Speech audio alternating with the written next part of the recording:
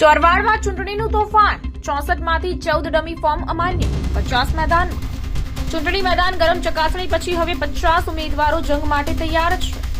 ચૂંટણી અધિકારી કિશન બી ગડસર અને મદદનીશ અધિકારી કે વાળાની ઉપસ્થિતિમાં ફોર્મ ચકાસણી પૂર્ણ થઈ છે. કુલ 64 ફોર્મમાંથી 14 ડમી ઉમેદવારોના ફોર્મ અમાન્ય થયા છે. કુલ 6 વોર્ડમાં ભાજપના 24, કોંગ્રેસના 24 અને આમ આદમી પાર્ટીના 1, જ્યારે અપક્ષ 1.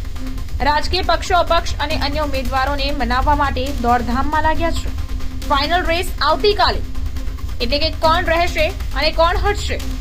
હવે નજર રહેશે કે કોણ કોણ પોતાનું ફોર્મ પાછું ખેંચે છે અને કોણ આખી દોડ પૂરી કરવા મેદાનમાં ટકશે. ઉમેદવારોનું ફાઇનલ ચિત્ર આવતીકાલે બપોર બાદ સ્પષ્ટ થશે. રિપોર્ટર પ્રતાપ સિસોદિયા, માળિયાહાટીના.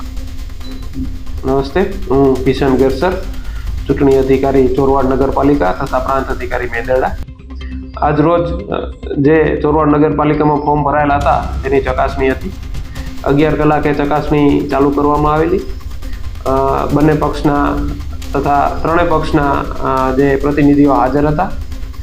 ચકાસણી દરમિયાન જે છે કુલ 6 વોર્ડની ચકાસણી કરવામાં આવી, જેમાં તમામ વોર્ડમાં ભાજપના 4 ફોર્મ અને કોંગ્રેસના 4 ફોર્મ એમ મંજૂર રાખવામાં આવેલા છે.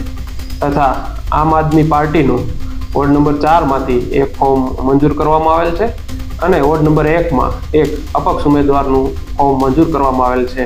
આમ કુલ જે 64 ફોર્મ ભરાયેલા હતા તે પૈકી 50 ફોર્મ મંજૂર કરવામાં આવેલા છે અને 14 ફોર્મ ડમી ઉમેદવાર હોવાના લીધે નામંજૂર કરવામાં આવેલા.